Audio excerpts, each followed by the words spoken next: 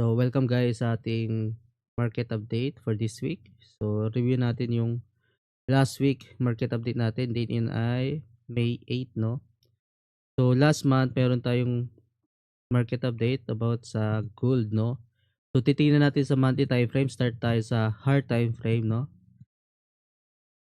So, before pa ng May, so may anticipation tayo dito na prefer natin na mag-pullback lower muna ang gold price, no? Dahil sa pullback na yun, doon maganda maghanap ng buy position, no? So makita natin yung rejection dito, punta tayo sa daily, no? Nag-pullback lower yan. Then sa weekly, rejection, makita natin yung rejection dito na na-anticipate natin yung bearish move muna, no? For better price position next month, no?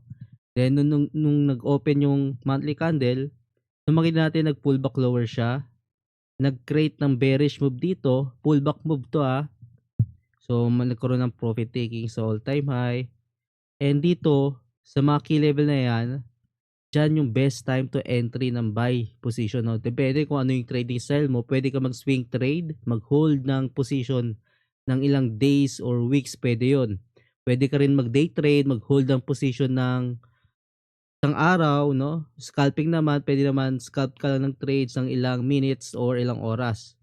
So, any trading style pwede to. Kahit na naka-base tayo sa hard time frame, no?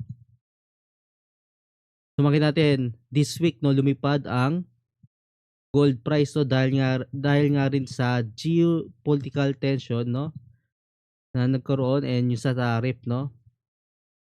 Alam naman natin yung fundamental bias natin sa gold. Ilang weeks na tayo, ilang months na tayo bullish bias, no, kung titingnan natin yung chart sa H4 time frame, yung bullish bias. So since March 3, no, bullish bias tayo diyan. And hanggang ngayon ay bullish bias pa rin tayo. So makita natin, so na-adapt natin yung key level natin, ginawa natin yung 3 to 70 key level, no? So yung previous key level natin is sa itong price na to, no? So nilipat natin dahil price is ito yung naging main key level natin for this recent price action, no, and market structure. Kung titingnan natin yung price action, no, ito yung previous support, no? And ngayon, makita natin nag-break below and break above sa key level na to, sa 3 to 70 key level. And makita natin yung bullish move dito. So right now, yung pinaka-recent key level natin is 3,360 key level. Ito. So makita natin dito yung break above sa key level na to, no? Then right now, yung price is nire-retest, no, after mag-break below kaninang Asian session, no? So makita natin bearish move dito and potential mag-bearish move yan, no, if mag-hold yung bearish momentum sa gold, magkaroon ng USD demand, price in geopolitical tension, so possible mag-profit taking ang gold dito based pa lang sa price action and market structure, no? Then if mag-hold naman yan, no, mag-form ng bullish momentum dito sa key level, no, potential yan mag-bullish move.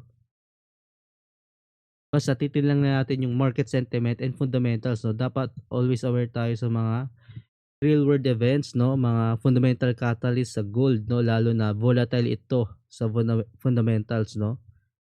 So alam natin kaninang umaga meron tayong FOMC statement and Fed interest rate decision. Same forecast, mostly price in na siya, makita natin. So wala masyadong impacto dahil price in na siya. And initial jobless claims, no. So wala masyadong impact yan dahil malapit lang yung actual data sa forecast, no, wala masyadong impact sa market. So wala masyado tayong key economic data for this week dahil tapos na, no. For next week naman, tingnan natin. So meron tayong CPI, no, sa Tuesday, sa Wednesday naman, so wala masyadong key data. Sa Thursday meron tayong retail sales, initial jobless claims, PPI and GTP naman sa Japanese yen sa Friday. So ayun key data natin. So, okay, nakuha ba? So, nag-echo ba guys?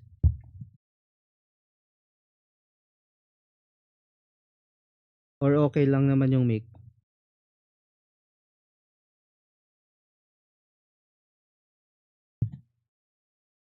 Okay na.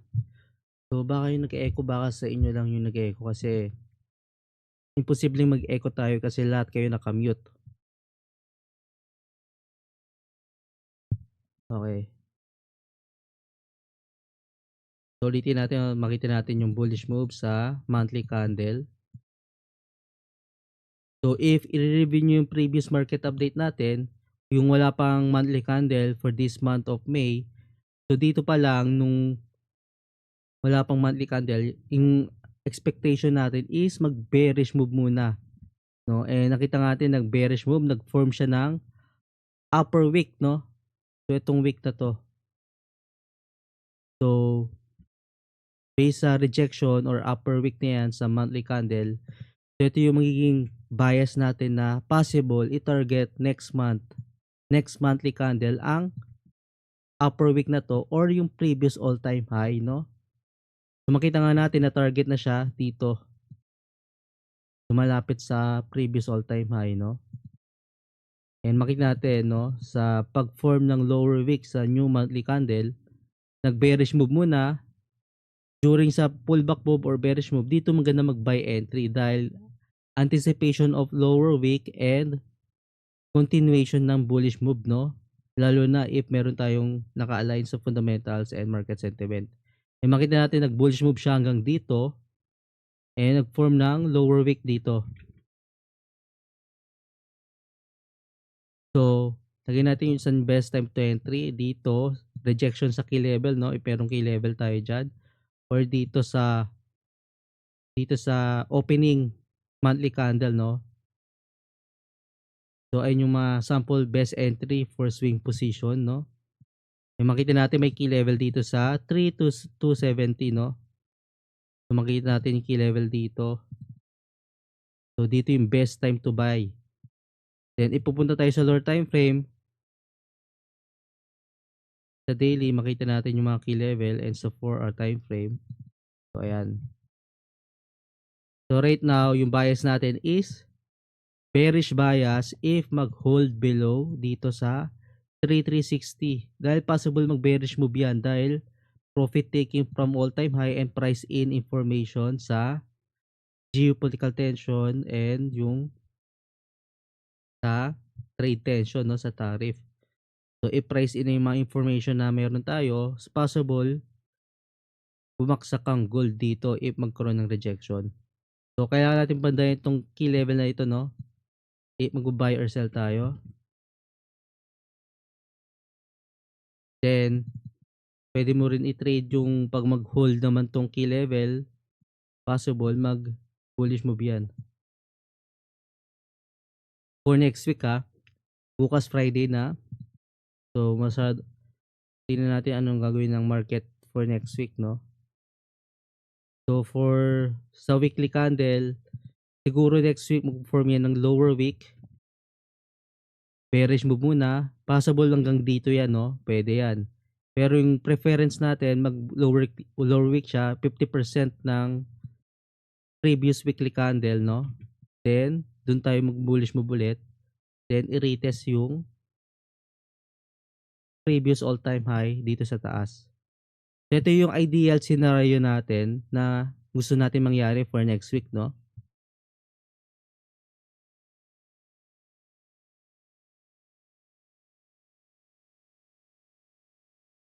Ayan. So, any more question, guys? Sa gold? Ano ba yung fundamentals natin sa gold? May question ba kayo?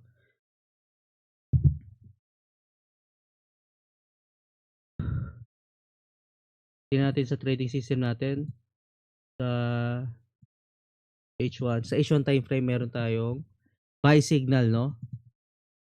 So, kanina may mga students ako nakabag buy dito sa buy signal sa trading system natin. Best time to entry ng buy position makita natin dito. After ng H1 closure dito, lalabas yung buy signal and alert, no? So para pwede ka mag-entry ng buy, no? confirmation yan for entry. And makita natin ilang pips na tong bullish move. If nakapag-buy ka dito, almost 380 pips. Then nasa OS level siya dito. And yung key level nasa taas, ibig sabihin price is below key level, so bullish bias siya. So ayan. So sa trading system pala natin may mga bago sa mga students ko.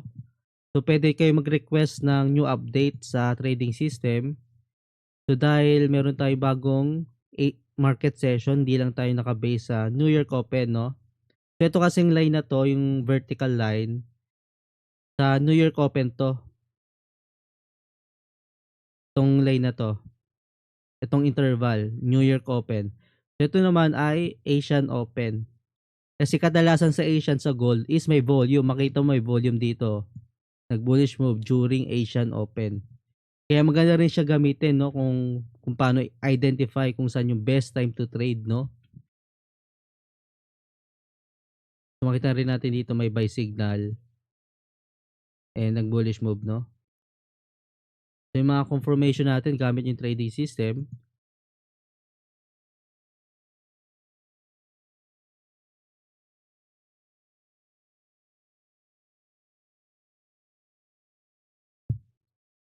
So ayun sa gold natin, no. Sa DXY tingnan natin anong nangyari. So alam naman natin na sa USD index, no, yung USD fundamentals, alam naman natin na nagkaroon ng massive bearish move, no. Dahil yan sa weakness sa economic data sa USD, and lalo na meron tayong trade tension, no, sa tariff, kaya bumaksak ang value ng USD, no. Right now, anticipation natin ng recovery or pullback higher sa USD. Makita natin nag-pullback higher na siya dito. Nag-hold above sa key level ito, and possible i-retest ang 100.76 key level, no, sa USD index. So possible i-retest yan based pa lang sa price action, no. Then dito naman sa key level, break above or rejection.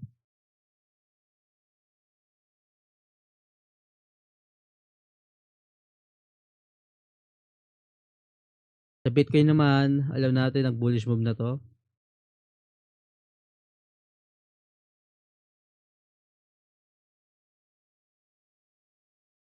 So ito. Kita natin malapit niya sa nasa 100k na siya, no. So sabi natin nung previous market update natin, no, na bearish bias tayo. Then at the same time, if mag-hold above sa 73k key level, potential mag-bullish move, and nakita natin nag-bullish move na siya. Nag-break above sa 91k key level, tuloy-tuloy yung pagtaas hanggang sa 100k key level, no. So far super bullish tayo sa Bitcoin based pa lang sa sentiment and market structure, no. And tingnan natin sa monthly, possible i-retest yung previous all-time high, no. So potential i-retest yan talaga.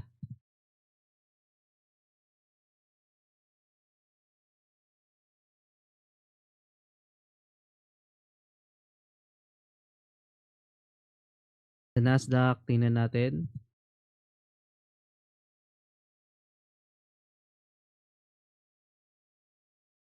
So recently makita natin may major pullback tayo, no, sa US indices sa Nasdaq, no, during yan sa tariff. Nagkaroon ng fear sentiment. If meron fear sentiment, bumabaksak ang value ng stock, no. So makita natin yung bearish move dito. And right now, recently naka-recover na siya. Kaya bullish bias tayo sa US stock market, no.